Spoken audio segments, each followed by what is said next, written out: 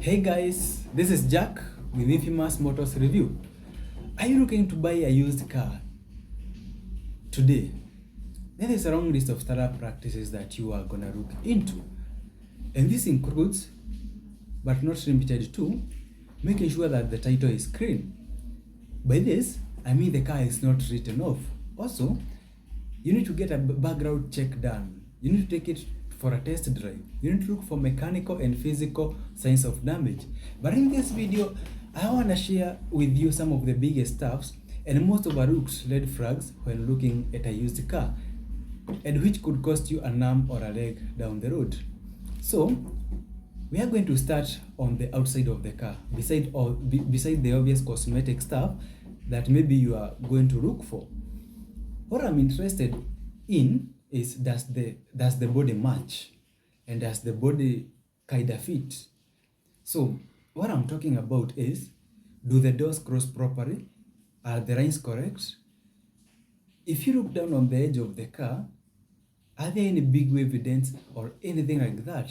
Because those kind of things are going to indicate potential collision damage that could be deeper than just maybe what you are seeing, that could be deeper than the cosmetic, that could extremely be expensive for you maybe to repair, bring it back to its normal condition. Another big thing is the paint. What are you looking into the paint? Is the paint all one color? Has someone tried maybe to hide an accident by doing like maybe a retro garage paint job? And one trick that you can do is you can pop up the gas cap and look at the color inside of the gas cap door and make sure it's the same as the rest of the car. Sometimes people will repaint the car, but they will mess inside there. So if you haven't already got a background check of the car, that you see some of these things, definitely you want to make sure that you check out and make sure something fishy is not going on in the history of this car. And one thing that you need to know when looking at used car is how much time you need until you replace the tires, because tires are actually quite expensive. Minimum we are talking about $100 per tire for getting a new tire for the car. But often, actually, if the tires are sporty or you have a truck, you can rack up even to a $1,000 bill on just tires alone. So besides looking at the tread wear, which is kind of everybody knows how to look for, look at the inside edge, which is really hard to see from outside. So you try to get the wheels stand right and left very fast as you check the inside edge. So even though the tread looks pretty good on the middle of the tire, because it's wearing so badly inside, and that not only means that you need to replace the tires, but also you're also gonna need to get your car right, which is another cost that you are gonna pay that you could not have known if you just look on the outside of the tire. So now, after we are done checking that, we get under the hood. Obviously, there's a lot of things that you want to be looking in a used car, but I want to really go after 3 major red flags, which are fluid right now. And it's going to be the transmission fluid, your oil, and your coolant. And I'm going to show you specifically what you should be looking for. So you want to check the coolant. Don't make a mistake of checking your reservoir. Sometimes cars have coolant in the reservoirs, but you want to try to find the coolant on the high pressure cap that has a big danger warning sign on it. And don't open it when hot, because you'll get hurt. You're looking to make sure that the guy selling it is keeping the car full of coolant and not water. You don't want it to be full of water. It's really bad for the system. And you wanna make sure that it's clear. So dangerous signs are oil residue or skunk floating in the coolant, and that can point to a big stuff like maybe head gasket break, oils breaking into your coolant, which can be really expensive. Also make sure it's not super rusty. Really rusty coolant again, probably from using water in your system instead of coolant. But you're looking at the stuff like that. That gives you an indication of how well it's been taken care of, or any kind of maybe abuses that it suffered. So if you are seeing any signs in your engine coolant, it's a good indication that you could maybe need some expensive repairs in future. The next fluid that I'm going to look for is a little obvious, the engine oil. And not only am I looking on the good oil level, because if there is no oil in the dipstick, then the car has been running without the proper level of lubrication, and the engine life is being shortened definitely. Also, you need to look at the color. Has the guy changed the oil before? Like, is it too dark? Is it completely black? Is it super dirty on the engine? But a big danger sign that you should look for is a white milky oil. Oil should be clear. If it got any white or milkiness to it, that indicates current getting through into the oil system, which is extremely bad for the engine. Usually indicates some sort of like a head gasket leak or something like that. Also, you can look at the engine oil filler cap, mahali oil inawekwa. Look for signs of water or really bad carbon buildup from the bad oil. So checking out your oil leader is going to give you an indication if this car has been taken care of. As well, maybe you'll be able to learn whether the car has had potential head gasket problem, which could be very expensive, because remember it involves you going to an auto parts and maybe getting your engine opened and replacing the head gaskets. So the last fluid I want to check is a transmission fluid. On a lot of cars, you have to check it when the car is running. There's a few models out there of cars that does not have any access to the transmission fluid, the likes of Toyota Crown, the likes of Mark X, and you can't do this. But on most cars, you find the transmission or the transaxle, and the dipstick is gonna be somewhere on top of it. Look at the transmission fluid level first.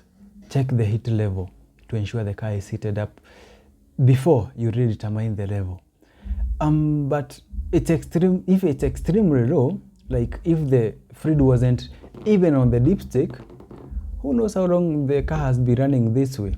That will be extremely bad for your transmission. And obviously, transmission is extremely expensive to replace. So another thing I am looking for is the color. Is it kinda clear red? If that's so, that will be great. If it's really dark brown, black, that indicates really dirty fluid. It's gonna need to be flushed out of the system, which requires a special machine, and transmission services are often very expensive as well. So obviously, when you are checking out the car, at some point you are gonna need to get inside the car and take it for a test drive. So here's a couple of things you need to look before you take your car to a test drive. So the next red flag to be aware of is the instrumental panel.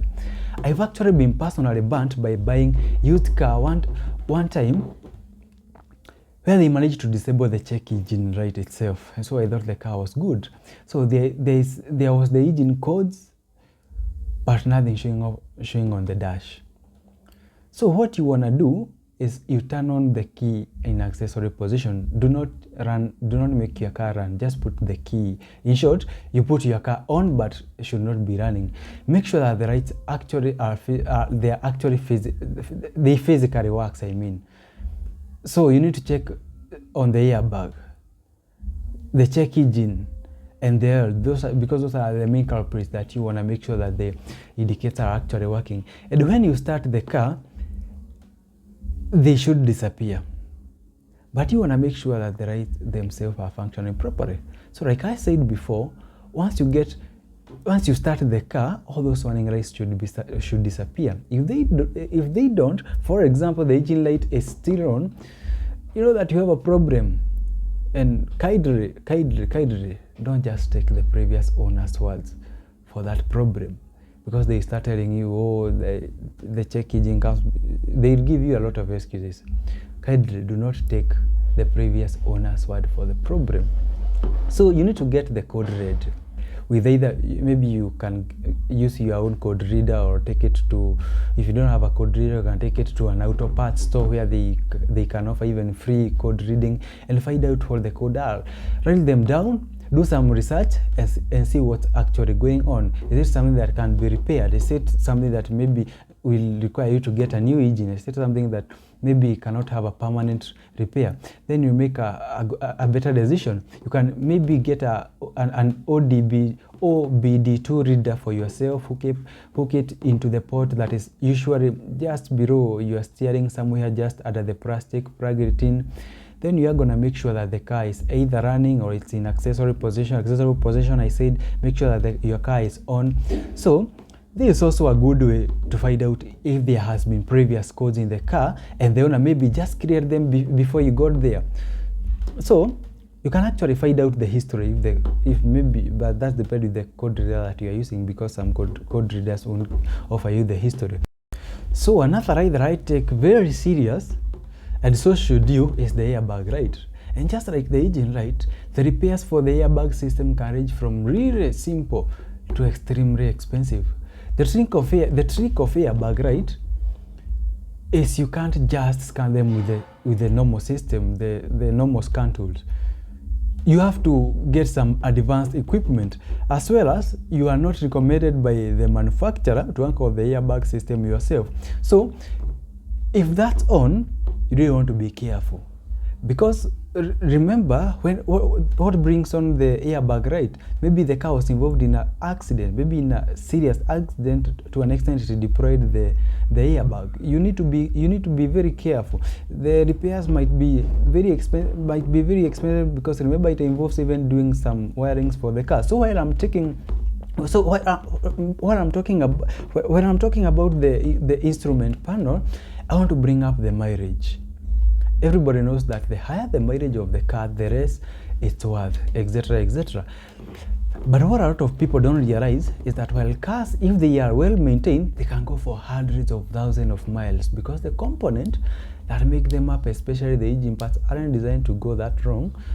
I hear a lot of stories of people that all of a sudden they feel like everything's breaking on their car, so many problems, that they bought a Remon, when in fact they are just hitting that 90 to 120,000 miles window where a lot of components wear out and need to be replaced. So there's a reason why car companies, often gives you a warrant of mileage maybe below 100,000, and the reason why I arguably believe they give such a warrant is because after that mileage is where the cars start breaking off stuff and need to be replaced, and they don't wanna be in that mess. So if you're looking at a car that's got maybe 90k to 120k miles, and the previous owner has not really done any work on it, chances are you are going to be the one that's going to start needing to replace the likes of starters, the alternators, the suspension elements.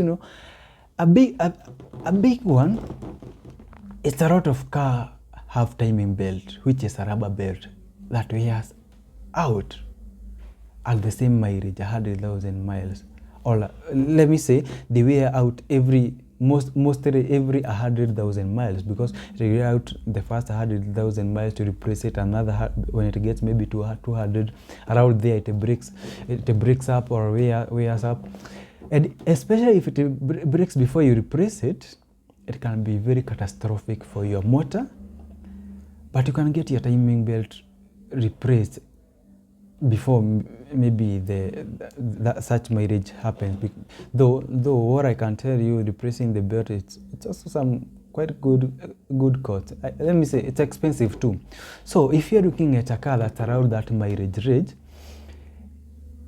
it's just really important that you know what the owner have been doing to the car maintenance wise, the repairs that he have done. And it's really great to see the records of that, because it's not something because if there's something that they have not done, you're probably looking at doing it pretty soon. This one may be a little more obvious for people, but when you are on a test drive, you're feeling the car out of the transmission problem. And what I mean by that is, if the car is hesitating to shift into the next gear, or if maybe it shifts really hard or kinda slams into the next gear, or there's any hesitation when maybe you shift into the reverse, the car waits maybe a few seconds before it gets into the gear, all those things, especially if it's in conjunction with the really dirty or road transmission fluid that you looked at before, my friend, and for your life, because this is really a big red flag for the transmission. And as you can imagine, getting your transmission repaired or replaced, trust me, it's relatively extremely expensive. The next big red flag that I hear a lot about from people is the owner saying that maybe the AC is a little warm sometimes, but I feed it with a can from the auto parts store and it works. Okay, the problem is that the AC system usually gets worse, not better. And some parts of it is extremely expensive, like maybe evaporator core might cost you a fortune to get it replaced. So what I would say, if cold air is important to you, then this is a very big red flag. And the last trouble area that we are going to look at today is customization. I know you are wondering why we would be looking, why customization would be a trouble. Then unstock add-ons that someone has done. Okay, it's a red flag when it has not been done or installed professionally. The rights of suspension, the racing parts, the engine modes, the electrical stuff like the big sound system, the electrical accessories. If they have not been installed professionally, there's still a good or high chances that they've messed up with the electronics of the car or the suspensions of the car. So, especially if the owner is really bragging about the performance parts that he has added or the accessories that he has wired in, chances are you are gonna be inheriting problem that he doesn't wanna work on anymore. That's why he is steering the car, or the car has been raced or driven really hard, really not well taken care of, and it's not gonna last much longer. That might be one car that maybe you might need to walk away from. Again, this is not a comprehensive list of what you should be looking for in a used car. But if you look at these few trouble areas, you can avoid a lot of expensive surprises. Anyway, thank you for watching. I hope this was helpful as always. Please subscribe and leave us a comment on the comment section below. We'll see you next time.